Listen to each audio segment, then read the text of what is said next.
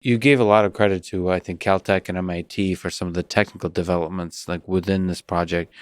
Is there some interesting things you can speak to, like at the low level of some cool stuff that had to be solved? Like what are we talking? Yeah. I'm a software engineer, so okay. All of this, I have so much more respect for everything done here than anything I've ever done. So it's just code. So I'll give you an example of doing mechanical engineering at a basically mechanical engineering and geology, and maybe at a level. Okay. So what's the problem? The problem is the following, that I've given you this picture of an instrument that by some magic, I can make good enough to measure this very short distance. Yeah. But then I put it down here, it won't work. And the reason it doesn't work is that the Earth itself is moving all over the place all the time.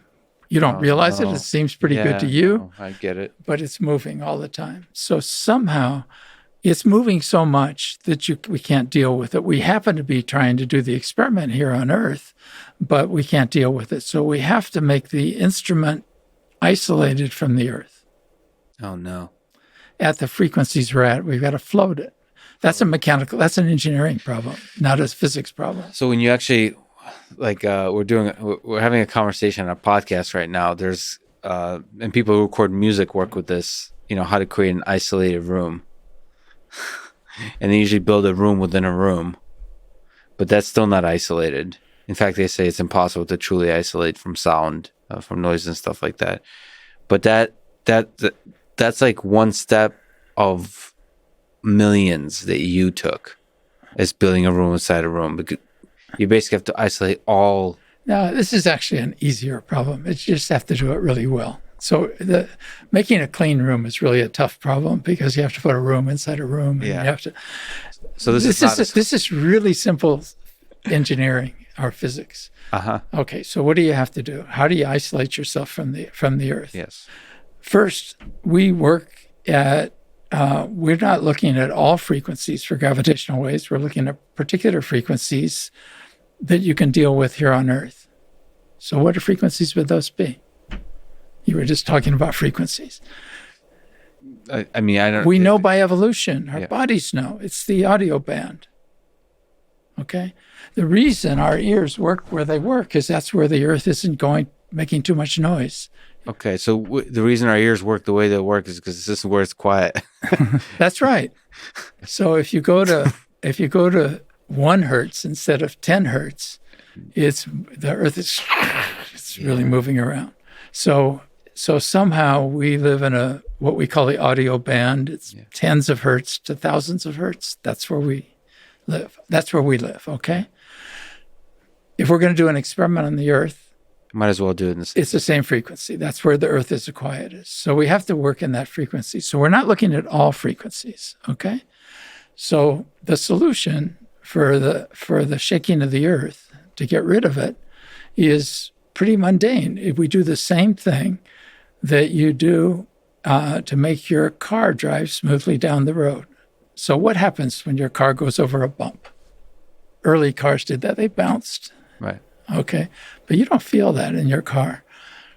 So what happened to that energy? You can't just disappear energy. So we have these things called shock absorbers in the car. What they do is they take the thing that went like that, and they basically can't get rid of the energy, but they move it to very, very low frequency. So what you feel isn't, you feel it go smoothly, okay? Mm-hmm. All right, so we also work at this frequency. So we basically, why do we have to do anything other than shock absorbers? So we made the world's fanciest shock absorbers. Okay, not just like in your car where there's one layer of them. They're just the right squishiness and so forth. They're better than what's in the cars. And we have 4 layers of it. So whatever shakes and gets through the first layer, we treat in a second, third, fourth layer. So it's a mechanical engineering problem. Yeah, that's what I said. So it's there's no weird tricks to it, like a chemistry type thing, or no, just the right squishiness. So you need the right material inside, and ours look like little springs, but they're Springs? There's springs? So like look legitimately like shock absorbers? Yeah. What? Okay. Okay. And this is now experimental physics at its limit. Okay, so you do this, and we make the world's fanciest shock absorbers, just mechanical engineering. Just mechanical engineering. This is hilarious. But we didn't. We weren't good enough to discover gravitational waves. Mm. So we did another. We added another feature, and it's something else that you're aware of. Probably have one. And that is to get rid of noise. You've probably noise, which is you don't like.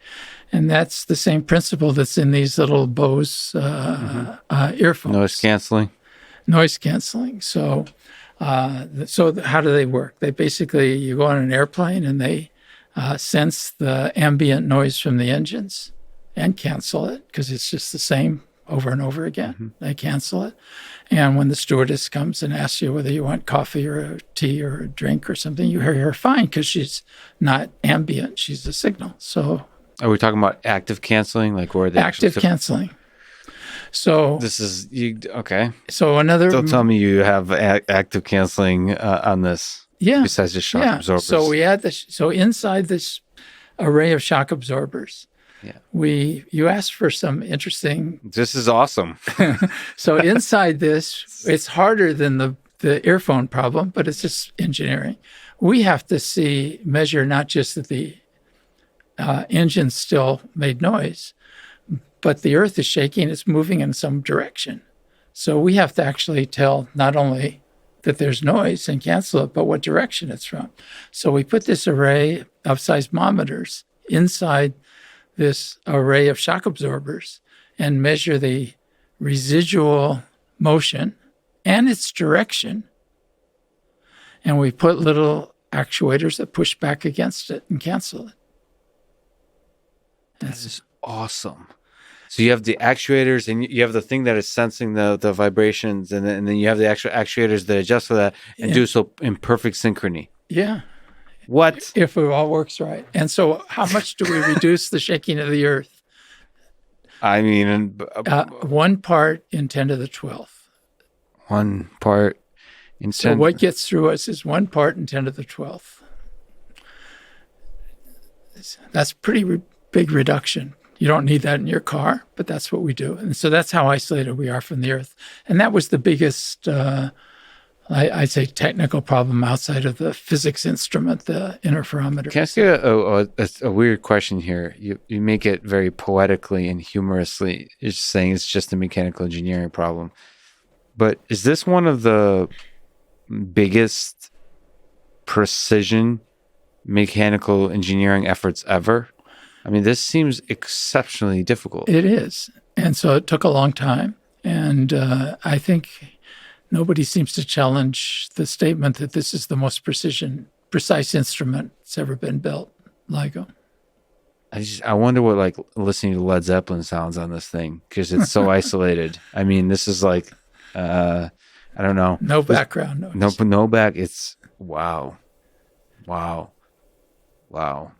so when you were first conceiving this, I would probably, if I was knowledgeable enough, kind of laugh off the possibility that this is even possible. I'm sure, like, how many people believe that this is possible? Did you believe this is possible? I did. I didn't know that we needed active when we started. We did just passive, but we were doing the tests to develop the active to add as a second stage, which we ended up needing. But there was a lot of, now there was a lot of skepticism. A lot of us, especially astronomers, felt that money was being wasted because we were also expensive. Doing what I told you is not cheap. So It was kind of controversial. It was funded by the National Science Foundation. Can you just linger on this just for a little longer? The actuator thing, the active canceling. Do you remember like little experiments that were done along the way to prove to the team, to themselves, that this is even possible? So because I work with quite a bit of robots, and to me the idea that you could do it this precisely is humbling and embarrassing, frankly.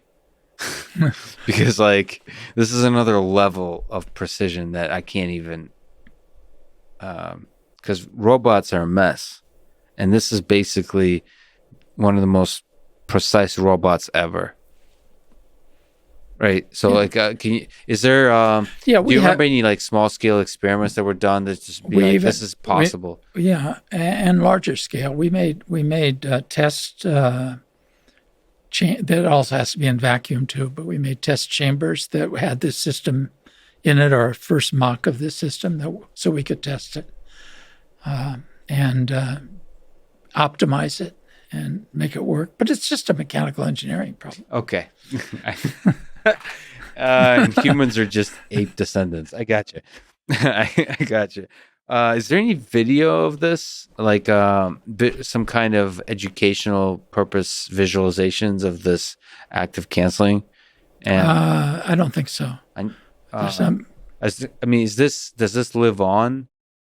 Well, we worked for parts of it. For the active canceling, we worked with, for the instruments, for the sensor and instruments, we worked with a small company near where you are, because it was our MIT people that got them, that were, interested in the problem because they thought they might be able to commercialize it for making stable tables to make microelectronics, for example, which are limited by how stable the table is.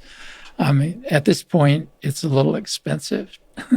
So you never know. You never know where this leads. Yeah.